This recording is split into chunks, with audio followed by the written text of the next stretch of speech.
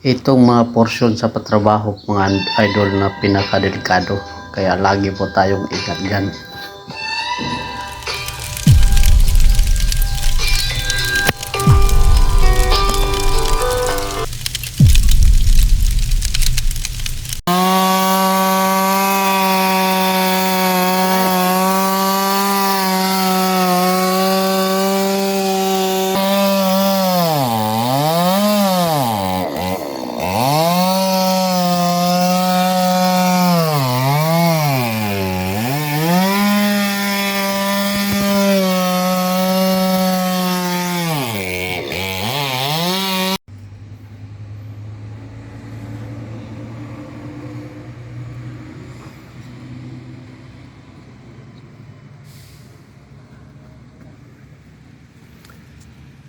Replace ng swing table.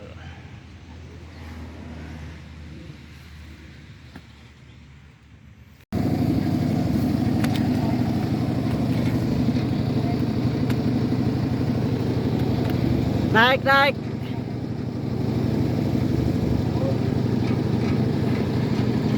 Ayan po, dapat nakabalance po yung ating foam mga ka-idol.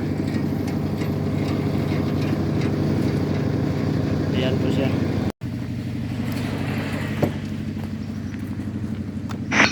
Ayan mga ka-idol, na hanger na natin ang ating unit.